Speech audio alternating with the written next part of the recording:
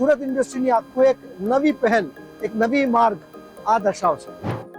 મારું નામ ડૉક્ટર અજોય ભટ્ટાચાર્ય. હું TAADA textile and apparel development એસોસિએશનનો પ્રમુખ છું સુરત. આજે આપ જો છો સસ્ટેનેબિલિટી હિલ, એ અમે જે વડાપ્રધાનનું અમારા વિઝન હતો અમારા માટે 5Fનો, એ 5Fને પૂરા કરવા માટે જે બે એવા F છે જેમાં સુરતમાં ખોટ હતી, ફેશન અને ફોરેન, એને પૂરા કરવા માટે અમે લોકો આ સસ્ટેનેબિલિટી હિલનો કોન્સેપ્ટ મૂક્યું છે. આ સસ્ટેનેબિલિટી હિલની અંદર આપ ન્યૂ એજ ફેબ્રિક જોશો.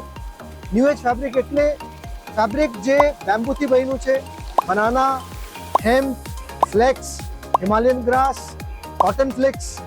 અને સુરત માટે એક બહુ મોટી તક છે, કેમ કે સુરતની જે ઇન્ડસ્ટ્રી છે એ જો આ નેચરલ ફેબ્રિક સાથે, આ નેચરલ ફાઇબર સાથે મળીને બ્લેન્ડ કરીને એક નવું ફેબ્રિક બનાવે તો ચોક્કસપણે ઇન્ટરનેશનલ માર્કેટની અંદર જ્યાં એક્સપોર્ટમાં આપણે કાચા પડીએ છીએ ત્યાં આપણે પહોંચી શકીશું અને ખૂબ સારી રીતે કામ કરી શકીશું.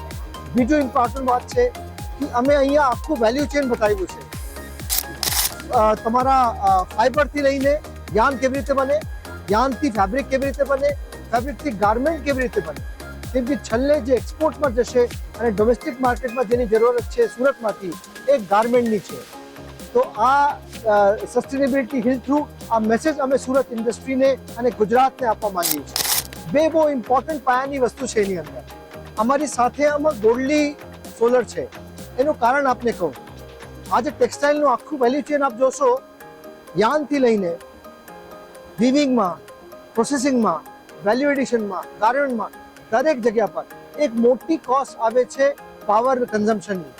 અને એ જો પાવર કન્ઝમ્પશન આપણે રિન્યુઅલ એનર્જી થ્રુ લઈ લઈએ તો ચોક્કસપણે એક મોટી બચત થાય અને સેવિંગ્સ સાથે સાથે એન્વાયરમેન્ટ પોલ્યુશન બચે, જે સસ્ટેનેબિલિટી પર લીડ કરે છે. અને જ્યાં સુધી પ્રસિદ્ધાર્થનો સવાલ છે, ઘણા મોટા ઇન્ડસ્ટ્રીલિસ્ટ ઇન્ક્લુડ રિલાયન્સના મિત્રો પણ અમારી પાસે આવી ગયા. કેમ અજયભાઈ આપણે મળીને કંઈ મોટો કામ કેમ ના કરી શકીએ સસ્ટેનેબિલિટી ફિલ્ડમાં? તો મને એવો વિશ્વાસ છે કે આવતા મહિનાઓમાં આપ જોશો કે સસ્ટેનેબિલિટી સુરતમાં મોટા પાયા પર આવશે